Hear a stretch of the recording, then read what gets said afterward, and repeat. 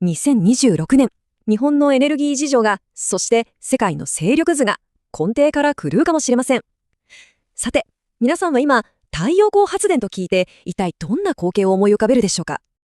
おそらく、クリーンなエネルギーだというそのポジティブなイメージの一方で、どこか釈然としない、もっと言えばネガティブな印象を持っている方も少なくないのではないでしょうか。例えば、美しい山々が無残に切り開かれ、景観が損なわれている問題。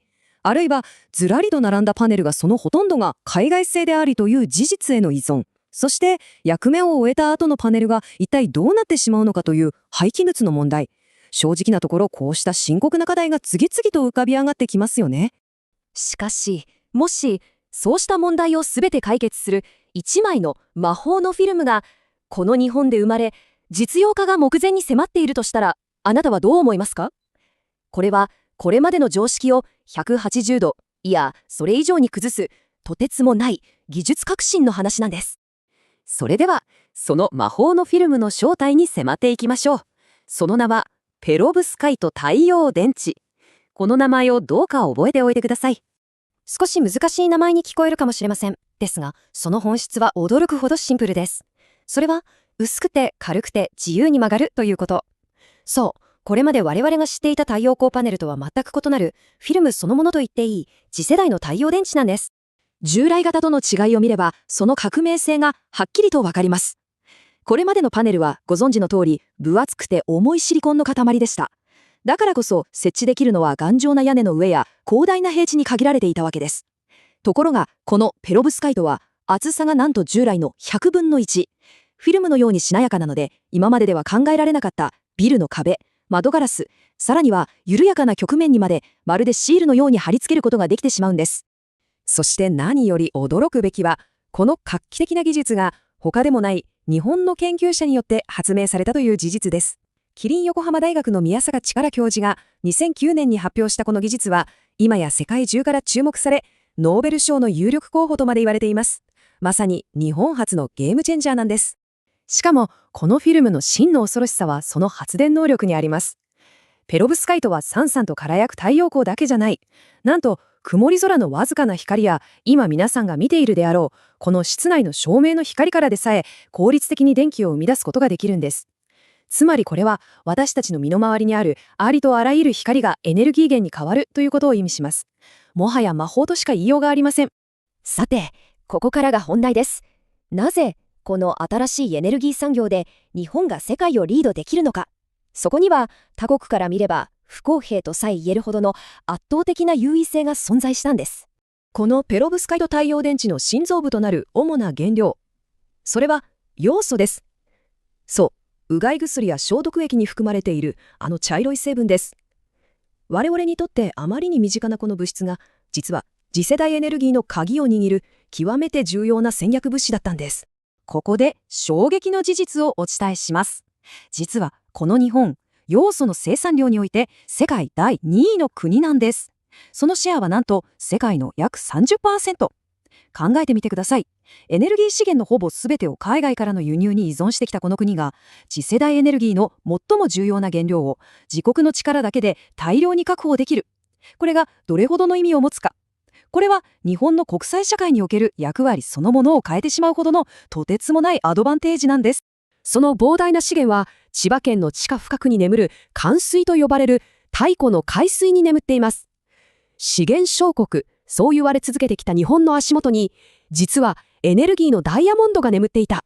これは日本を資源大国へと変貌させる歴史的な転換点と言えるかもしれません。しかし、いくら資源があっても、それを製品に変える技術がなければ意味がありません。次のセクションでは、なぜ日本のものづくりがこのペロブスカイトの生産にこれほどまでに適しているのか、その核心に迫ります。製造プロセスには決定的な違いがあります。従来のシリコン型は巨大な装置で高温で焼き固める、いわば重工業的なアプローチでした。一方、ペロブスカイトは全く違います。特殊な液体をフィルムにただ塗るだけで作れてしまう。そう、印刷するような感覚で製造できるんです。そしてこの均一に高速で、そして極めて薄く塗るという技術。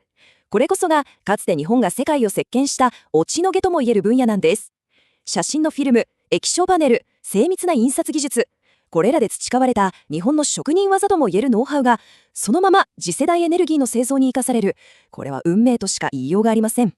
実際に、積水化学工業や東芝といった日本の目立たる企業が、すでにこの分野の量産化技術で世界を大きくリードしています。国内で調達できる要素という資源と、世界最高峰の塗る技術。この2つが組み合わさったとき、日本の前には揺るぎない勝利への道筋が見えてくるのです。では、この技術が本格的に社会に実装される2026年、私たちの生活は一体どのように変わっていくのでしょうか。その未来の姿を少しだけ覗いてみましょう。まず、都市の風景が一変します。これまでエネルギーをただ消費するだけだった高層ビルの壁という壁にこのフィルムが貼られる。すると、街そのものが一つの巨大な発電所へと生まれ変わるんです。エネルギーの地産省省が大都市のど真ん中で実現する。これは都市の在り方を根本から変えるパラダイムシフトです。もっと身近なレベルではどうでしょう。例えば、大規模な災害で停電が起きたとき、スマートフォンのバッテリーが残りわずか、そんな絶望的な状況でも、もう慌てる必要はありません。ただ窓際に置いておくだけで、室内に差し込むわずかな光があなたのスマホを充電してくれる。そんな安心が当たり前の日常になるかもしれないんです。アウトドアの概念も変わります。キャンプに行くとき、折りたたまれた1枚のフィルムを持っていき、現地でさっと広げる。